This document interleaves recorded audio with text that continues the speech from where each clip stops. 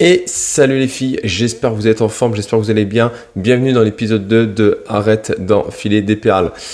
Je suis Jérôme, expert en transformation physique pour les femmes et dans ce podcast, je te parle de ma vision de la perte de poids.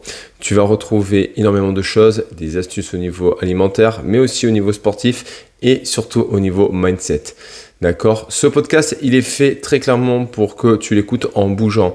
Donc, mets-toi sur un tapis, fais du vélo, marche, mais reste actif, d'accord ? Moi, comme je dis, la meilleure solution déjà pour que tu réussisses, c'est que tu puisses passer à l'action. Aujourd'hui, j'avais envie de parler d'un sujet qui, je pense, touche énormément de femmes, et je pense aussi des hommes, très sincèrement, et pour le coup, c'est le titre de l'épisode. C'est surtout, cherche à faire simple avant d'aller chercher à faire parfait.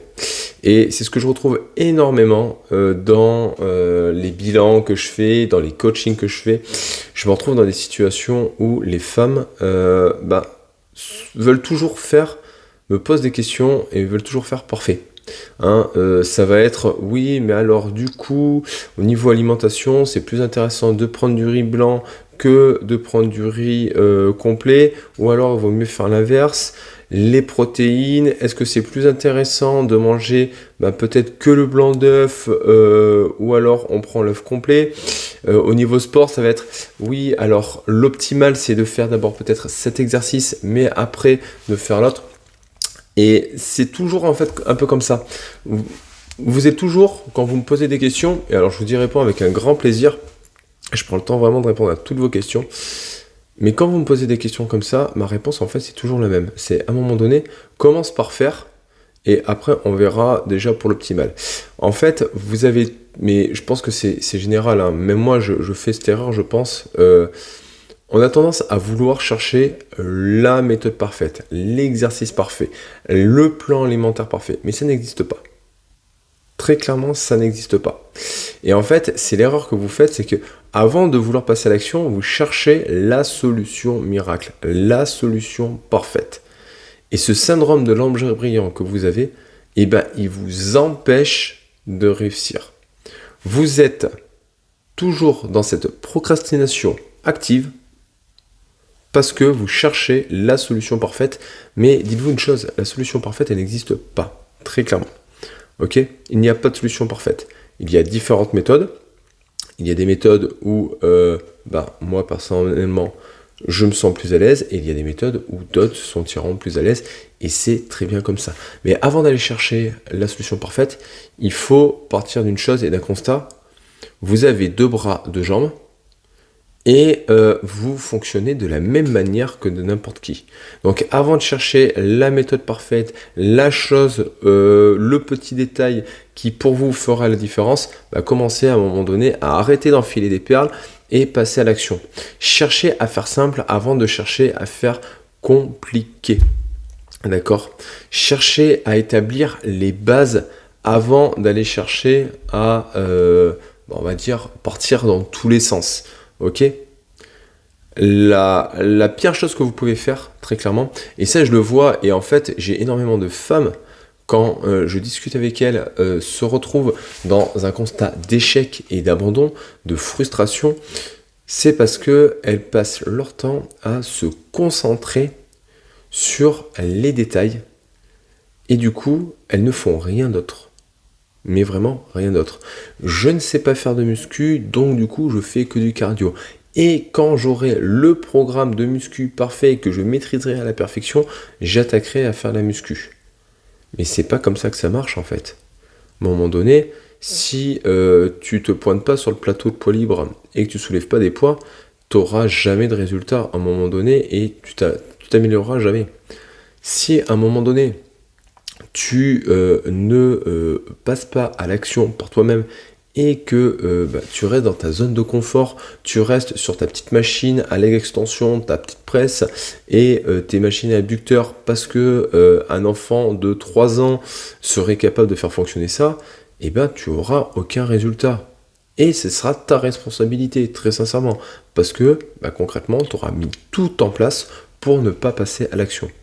Alors qu'à un moment donné, oui, tu attrapes une haltère, tu fais des squats, peut-être que tes squats, ils vont pas être super beaux au départ, mais on s'en fout. Tu seras passé à l'action, tu auras fait quelque chose, et au fur et à mesure, tu vas t'améliorer. D'accord? Et à un moment donné, tu vas découvrir quel type de squat va avoir le plus d'impact pour toi. Peut-être que ça sera des fentes, peut-être que ça sera autre chose. Mais à un moment donné, en fait, si tu ne travailles pas et si tu ne progresses pas sur des mouvements, concrètement, tu ne le sauras jamais et tu ne verras jamais de résultat. Le meilleur des programmes, c'est celui que tu vas faire. D'accord? Faut être honnête. C'est-à-dire qu'à un moment donné, au niveau du renforcement musculaire, le programme qui va t'apporter le plus de résultats, c'est celui que tu vas pratiquer. Et celui où tu vas aller chercher une surcharge progressive. D'accord? Je vous en ai parlé dans l'épisode numéro 1. Il y a vraiment des bases. D'accord? Et si vous ne respectez pas ces bases, vous n'avancez pas. Ok? Il y a déjà votre environnement à changer, d'accord? Il y a à créer un déficit calorique et il y a à bouger au quotidien. Ok? Ça, ce sont des bases, et à un moment donné, si vous ne respectez pas ces bases-là, vous n'aurez aucun résultat. Pareil, la recherche de la perfection, on va le voir surtout aussi au niveau du temps. C'est-à-dire que quand je vais entendre des personnes qui vont me dire « Oui, mais je travaille 35 heures par semaine, derrière, je dois m'occuper des enfants, derrière, j'ai ci, derrière, j'ai ça, je n'ai pas de temps pour moi. » Et donc du coup, vu que je n'ai pas le temps de faire 1 heure de séance 3 fois par semaine, vu que je n'ai pas le temps de faire 1h30 de muscu parfaite, ou vu que je n'ai pas le temps de manger parfaitement chaque jour, et du coup, je ne fais rien. Mais non, à un moment donné, en fait, si tu n'as pas le temps de t'entraîner 1 heure toutes les 3 fois par semaine, peut-être que tu as le temps par contre de t'entraîner 30 minutes 3 fois par semaine. Et peut-être qu'au fur et à mesure, tu vas apprendre à dégager du temps pour pouvoir réussir. D'accord? Pareil pour l'alimentation. Oui, tu as des collègues qui vont t'apporter des croissants. Oui, tu vas avoir des anniversaires. Oui, tu vas avoir des apéros. Mais à un moment donné, ça ne t'empêche pas de préparer tes repas à l'avance. Et donc du coup, sur 80% du temps, de respecter un plan alimentaire ou au moins un déficit calorique qui te permettra de perdre du poids. Et peut-être que dans un départ, ça sera avec du riz blanc au lieu du riz complet, et tu sais quoi, on s'en bat les steaks complètement, parce que c'est pas ça qui fait la différence. Ce qui fait la différence, c'est ton déficit calorique, c'est tout. Donc à un moment donné, si tu préfères manger du riz blanc que du riz complet, c'est très bien. Si à un moment donné tu préfères manger des légumes frais que des légumes surgelés, c'est très bien. Et si en fait t'as pas le temps et que tu manges que des légumes surgelés, c'est très bien aussi. Du moment que tu respectes un déficit calorique et que tu viens chercher plutôt des aliments bruts, c'est ok. D'accord? Et très sincèrement, une fois que tu as compris ça, ça va pouvoir vraiment changer les choses, et ça va pouvoir vraiment, dans ton cas, améliorer les solutions.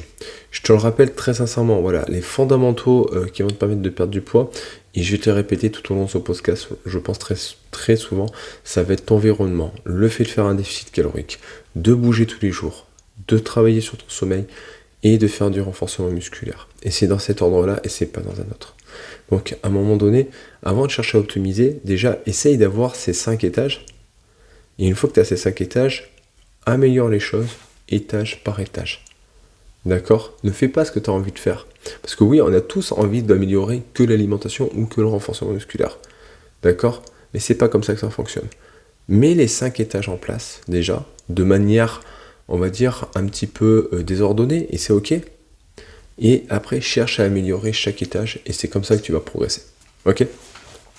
Moi, j'aime bien comparer un petit peu les choses sur la perte de poids. Quand on me dit oui, mais j'attends que les choses soient bien, j'attends que le moment soit optimal, j'attends de comprendre quel exercice sera le mieux pour moi, quelle alimentation sera la plus intéressante pour moi.